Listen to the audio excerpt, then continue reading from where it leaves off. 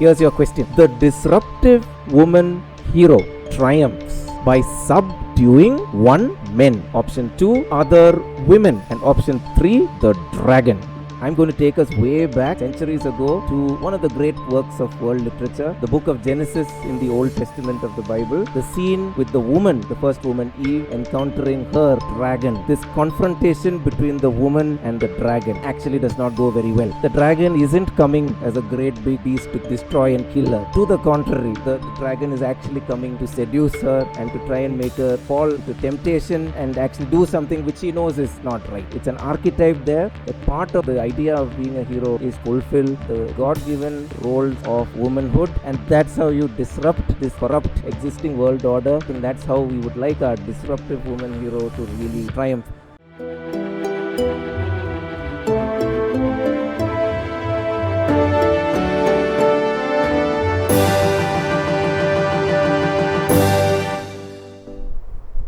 Hi, welcome to Soch with hSA. Where philosophy, practical theology, pedagogy, and psychiatry meet. We are continuing our series on the advent of the woman hero. With 3 myths: the myth of the super mom, the myth of the super woman, and the myth of the disruptive woman. This is part 3 of the myth of the disruptive woman. To know more about this, let me hand over to Dr. Johan. All right, thanks Angie. And we are continuing this set of videos on the idea of the disruptive woman, and we're going to be concluding that. And the first video of that, we brought up the concept and looked at some of the origins of the concept. In the second video, we discussed some of the social implications, some of which have not been very positive and some which could be rather positive. And now we're going to wrap it up together in a good way to see how we can actually make the concept a little bit more positive and meaningful, and that's what we are hoping to do. It seems like a big project, but we hope to round it off today. Here's your question. So as usual, we'll have a question followed by time for you to think. We'll answer it and we'll end with a reflection and some nice music. So if you want some nice music, you've got to stay till the end of the video. Here's your question. All right. The disruptive woman hero triumphs.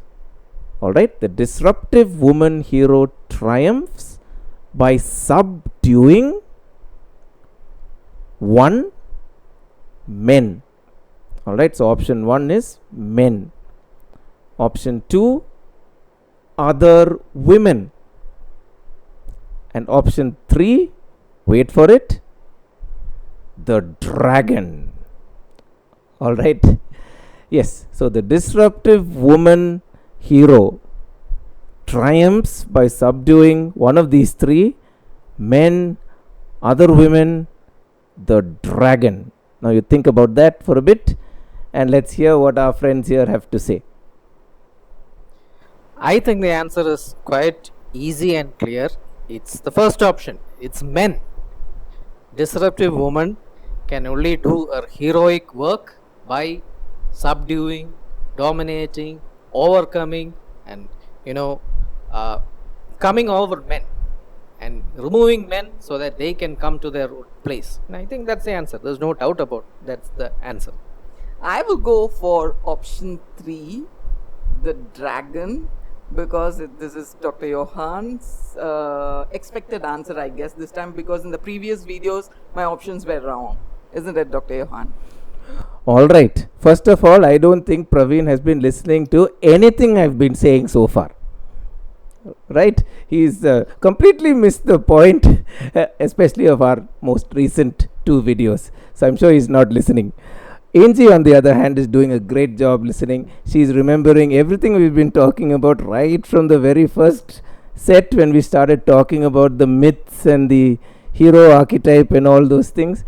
So, yeah. So that's why she's brought the dragon. Isn't that right, Angie? Yes. I think we have to go back to Carl Jung and the hero archetypes we were talking about. Yes, we've got to go back to Jung, but not only that, we've got to go way back, all the way back to the book of Genesis. So bear with me a little bit as we get into what I'm trying to say. Remember, we started this whole thing talking about the advent of the woman hero, and we laid aside three great myths that we wanted to take up: the myth of the supermom, the myth of the superwoman, and the myth of the disruptive woman, which we're still dealing with. And we're trying to look at myth in a positive way in terms of story and narrative and setting the right narrative. And in the process, we talked about Carl Jung's idea of archetypes, and especially the hero archetype, in which we saw that the hero's journey usually involved encountering a great big antagonist at the end. Typically, in the great myths, the antagonist was a dragon or a beast of some sort, defeating the beast and then coming back home. So, we're trying to see now how in this finale, this grand finale to this series on the advent of the woman hero, how our woman hero can confront her dragon. Now, when you think of dragons, what do we think of? The dragon, in many senses, is the archetypal predator. Think about it. It's got scales, so it's like a reptile. It's got wings, so it's actually like a bird of prey. Think of an eagle or a hawk. It's got terrible mouth parts which can bite like a lion or something like that. And worst of all, it's breathing fire. So it's a combination of predators and dangerous situations, and it's the archetypal enemy, the archetypal predator in literature and myth everywhere. I'm going to take us way back, centuries ago, to one of the great works of world literature, the book of Genesis in the Old Testament of the Bible. And the book of Genesis, of course, starts off with an account of creation in the first two chapters. But in chapter 3, you encounter a very interesting scenario that is kind of related to what we want to say now. That is the scene with the woman, the first woman, Eve, encountering her quote unquote dragon, or the ancient serpent. And remember, serpent and dragon are often used interchangeably in myth and literature and stories everywhere. And it's very wonderful that in the book of Genesis, serpent is used, but the same serpent is referred to much later as dragon in the book of Revelation. And we'll get to that in a minute. So let's talk about this confrontation between the woman and the dragon. In this case, in the book of Genesis, the confrontation actually does not go very well. And interestingly, the dragon isn't coming as a great big beast to destroy and kill her. To the contrary, the dragon is actually coming to seduce her and to try and make her fall into temptation and actually do something which she knows is not right. And that's the idea being set up there. And of course, we all might know that story, the story of Eve being tempted to take the fruit which was forbidden and eating it, being egged on by the serpent to do that. And then she disobeys God's explicit command on that and takes it. And not only that, she gives it to her husband as well. We'll come to that in a minute.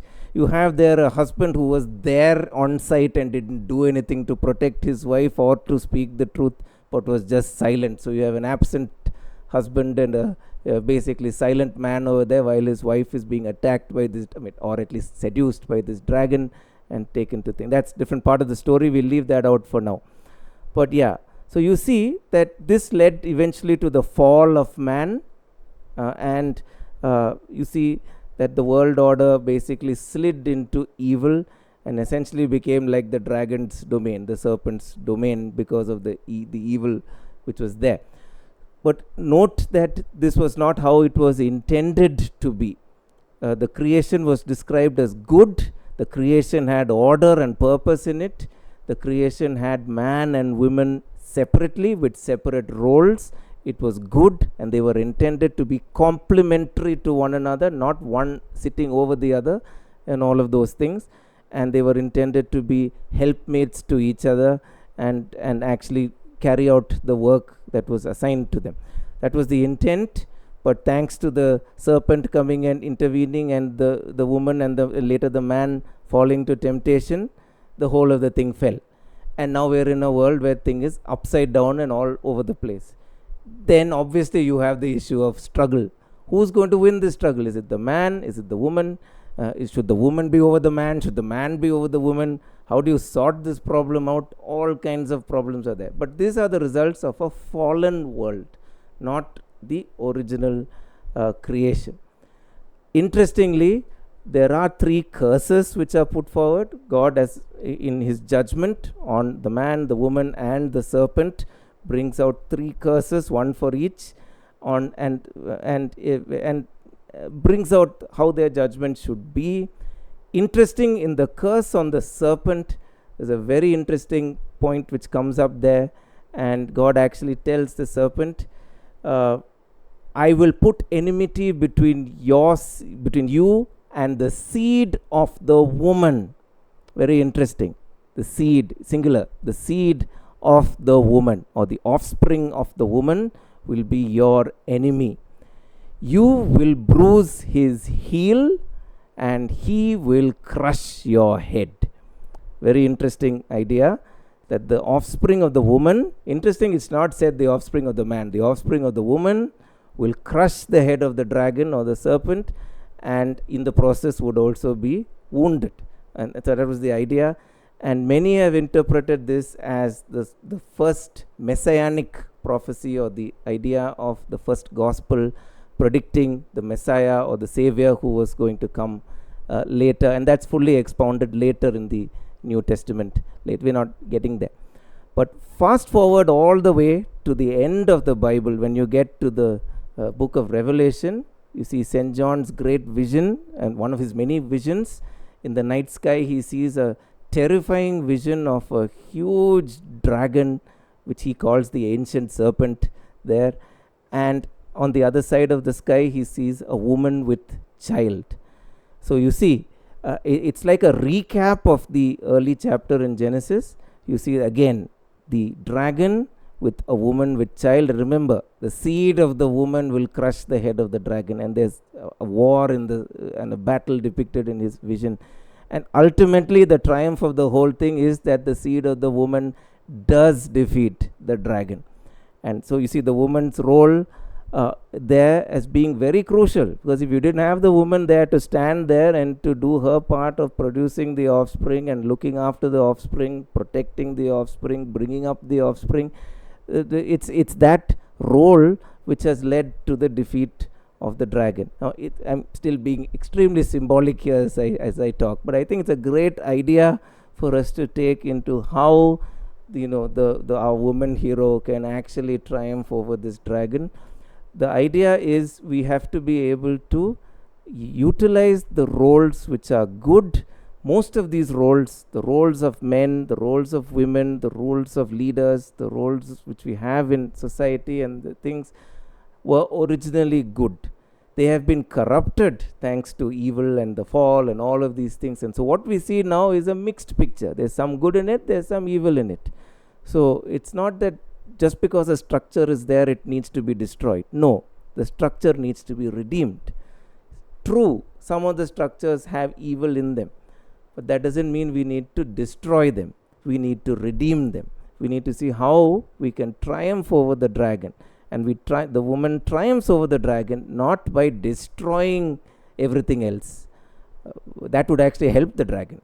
But the woman triumphs over the dragon by fulfilling her role of producing the offspring that will eventually crush the head of the dragon. And again, it's an archetype there for all women to think about.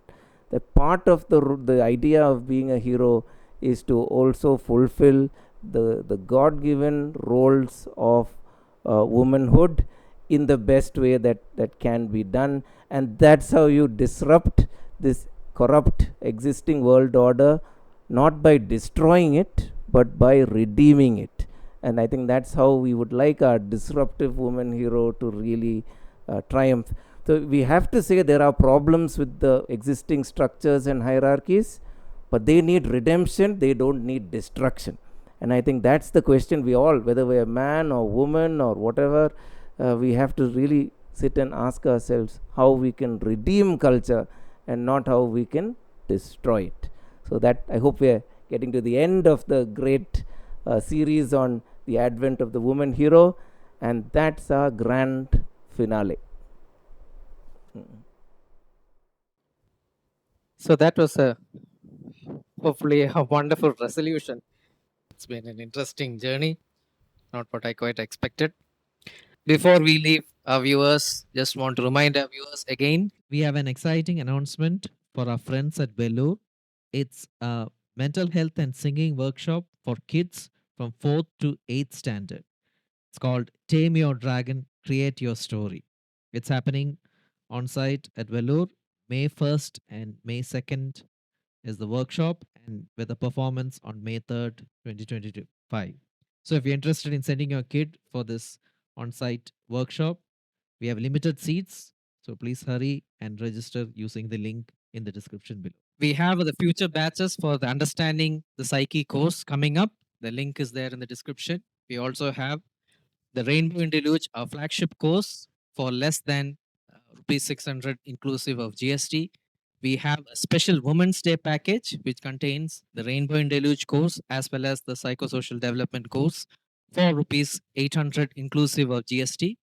And we also have a special package, Understanding Child Development for Parents and Teachers, which includes the Psychosocial Development course as well as the Cognitive and Moral Development course.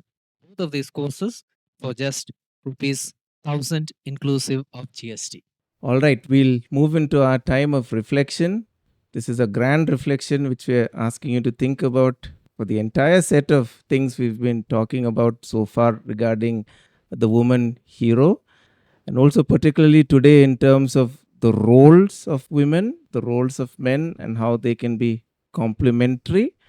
And the piece of music we're going to play is also a kind of a thing to think about. There are two parts here. There's the left hand and the right hand, both doing slightly different things, but it actually weaves together quite nicely. You can imagine either one separately not sounding that interesting, but then when they're together, although they're doing different things, they actually sound good together. So think about that and all that we've been discussing today.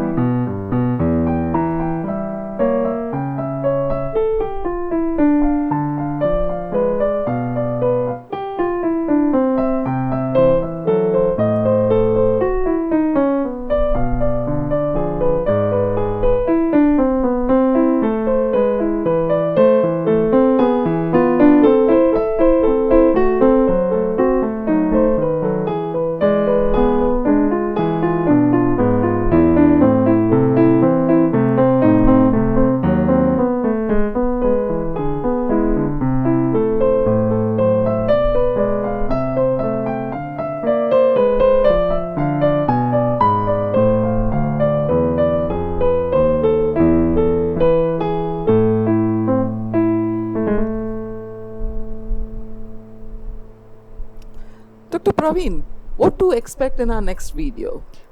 Next video, we finished the series. Oh, did we? Okay. But there is a next video.